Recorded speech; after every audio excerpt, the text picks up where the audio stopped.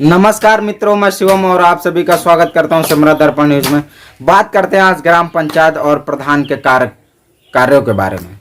ग्राम पंचायत और ग्राम प्रधान के कार्य गांव का कायाकल्प करने के लिए केंद्र और राज्य सरकार हर साल एक ग्राम को पंचायत को लाखों करोड़ों रुपए देते हैं। इन पैसों से ग्राम सभा में शौचालय, नाली, खड़ंजा, पानी, साफ सफाई व पक्के निर्माण होने चाहिए। गांव में सिंचाई की सुविधा हो, जनता के घरों का पानी सड़क पर न बहे, इसकी भी जिम्मेदारी एक ग्राम प्रधान की होती है। तो ऐसे बहुत सारी योजनाएं हैं जिनके बारे में ना तो ग्राम प्रधान किसी को बताते हैं और ना ही लोगों को इसके बारे में पता चल पाता है। तो चलिए आपको आज हम उस सब चीज़ों से जानकारी कराएंगे और रूबरू कराएंगे। जैसे कि गांव में पशुओं के लिए चारागाह की व्यवस्था किसी भी ग्राम पंचायत में नहीं होती है। उत्तर प्रदेश में कुल 59,163 ग्राम पंचायतें हैं। प्रदेश में 16 करोड़ लोग गांवों में रहते हैं। 14वें वित्त मनरेगा एवं स्वच्छ भारत मिशन के वार्षिक औसत अगर निकाला जाए तो लगभग एक ग्राम पंचायतों को 20 से 30 लाख रुपए प्रति वर्ष मिलते हैं। ये आंकड़े आपको बताने इसलिए ज़रूरी हैं क्योंकि इन्हीं पैसों से आपके लिए पानी, घर के सामने की नाली, आपकी सड़कें, शौचालय और स्कूल का प्रबंधन, साफ सफाई और तालाब बनते हैं मित्रों। क्योंकि गांव को एक बेहतर कायाकल्प करने के लिए ये ग्राम प्रधान की प्रक्रिया चुनी जाती है। सरकार हर साल लाखों करोड़ों रुपए एक ग्राम पंचायत को देती है और ग्राम पंचायत और पंचायत सचिव समेत कई अधिकारी मिलकर उस फंड को विकास कार्यों में खर्च करते हैं। अगर आपको जानकारी ना हो तो आप न सिर्फ प्रधान से बैठक में पूछ पाएंगे बल्कि आरटीआई के द्वारा सरकार से भी सवाल कर सकते हैं। गांव कनेक्शन लगातार ग्राम पंचायतों को लेकर खबरें दिखाता रहता है। तो मित्रों, जानकारी एक अहम होती है गांवों के विकास के लिए। और आपको अब आगे ले चलते हैं कि गांव में पशुओं के पीने के लिए, पानी पीने के लिए व्यवस्था करना ग्राम पंचायत की जिम्मेदारी होती है। पानी की व्यवस्था करें क्योंकि पशुएं जो होते हैं वो पानी पीते हैं और उनकी व्यवस्था करते हैं। और वहीं आपको बता दें कि पशुपालन व्यवस्था को बढ़ावा देना, दूध बिक्री केंद्र और डेयरी की व्यवस्था करना।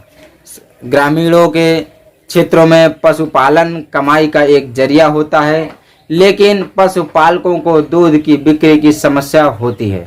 इसलिए पंचायत स्तर पर दूध की बिक्री केंद्र व डेयरी की व्यवस्था होनी चाहिए। ये हर एक ग्राम प्रधान या हर एक ग्राम पंचायत में मानक के तौर पे आता है।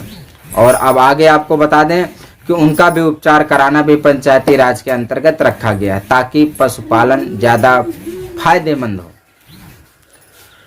तो मित्रों, ये सब चीज़ें जानकारी आपके लिए बहुत अच्छी और बहुत उचित होंगी। ये मेरी जानकारी में आज सोचा कि आपको पूरी डिटेल उस पूरी प्रक्रिया से अवगत करा दे।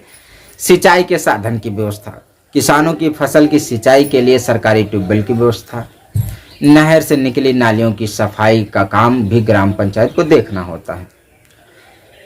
क्यों? क्योंकि किसानों के जो फसल होते हैं सरकारी योजनाएं आती हैं और गांवों के विकास के लिए कराए जाते हैं।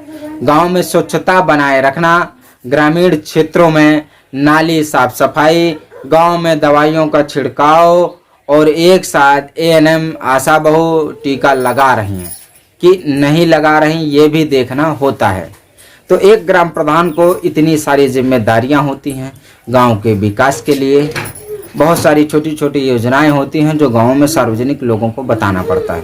गांव के सार्वजनिक स्थानों पर लाइट्स का इंतजाम कराना, ग्राम पंचायत के सार्वजनिक स्थल पर जैसे मंदिर, मस्जिद आदि स्थलों पर लाइट की उचित व्यवस्था करनी होती है ताकि ऐसे स्थानों पर पर्याप्त उजाला रहे। तो इतनी सारी योजनाएं ग्राम प्रधान के जिम्मे। आखिर ग्राम प्रधान गांव के विकास के बारे में सोचे, क्या क्या करे ग्राम प्रधान। दाह संस्कार व कब्रिस्तान का रख रखाव करना, पंचायत में अलग अलग धर्म व अलग अलग समुदाय के लोगों के लिए दाह संस्कार स्थल व कब्रिस्तान की देखरेख भी ग्राम पंचायत को करनी होती है। कब्रिस्तान की 4 दीवारी का निर्माण भी ग्राम प्रधान को कराना होता है।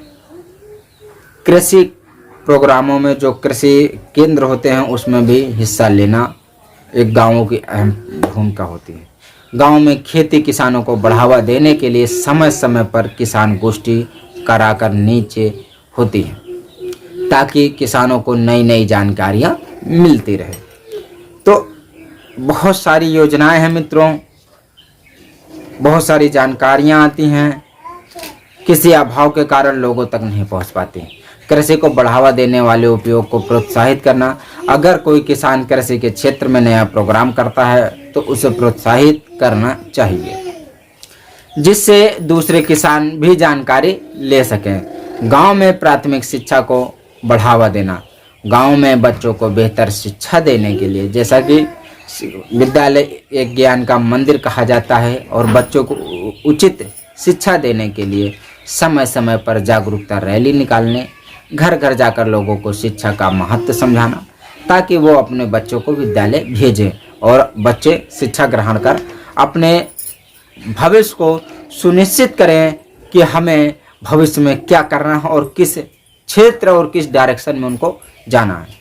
खेल का मैदान हुआ तो खेल को बढ़ावा देना, बच्चों के लिए खेल के मैदान का इंतजाम करना व खेलकूद से संबंधित सामान की उचित व्यवस्था करना एवं विभिन्न प्रकार की प्रतियोगिताओं कराकर बच्चों को खेल में और पढ़ाई के भावनाओं के प्रति उनको प्रोत्साहित करना और ग्राम पंचायत की भी जिम्मेदारी होती है। अब स्वच्छता अभियान को आगे बढ़ाना। जैसा कि आप सभी जानते हैं कि कहावत है, स्वच्छ भारत सुंदर प्रदेश, स्वच्छ प्रदेश हो अपना, और स्वच्छ भारत मिशन चलाया जाता है। गाँव में साफ सफाई रखने के लिए सफाई कर्मी की नियुक्ति की गई है और वहीं सार्वजनिक शौचालय बनाना व उनका रखरखाव करना। जिनके घर में शौचालय का निर्माण हो गया है उन्हें शौचालय प्रयोग करने के लिए प्रेरित करना सबसे बड़ी बात। लोगों को स्वच्छता अभियान के तहत उनको महत्व समझाना। तो मित्रों, वीडियो काफ़ी लंबी हो जाएगी। ऐसी बहुत सारी योजनाएं, बहुत सारे जिम्मेदारियां होती हैं ग्राम प्रधान की। तो फिलहाल आज के लिए इतना ही, और फिर कभी बैठेंगे और फिर कभी विस्तृत इसी तरह संपूर्ण जानकारी आपको ग्रामीण विकास के बारे में अवगत कराएंगे। तब तक के लिए दोस्तों नमस्कार, जय हिंद, और जुड़े रहिए हमारे SD news media news agency के साथ। जय हिंद, जय भारत।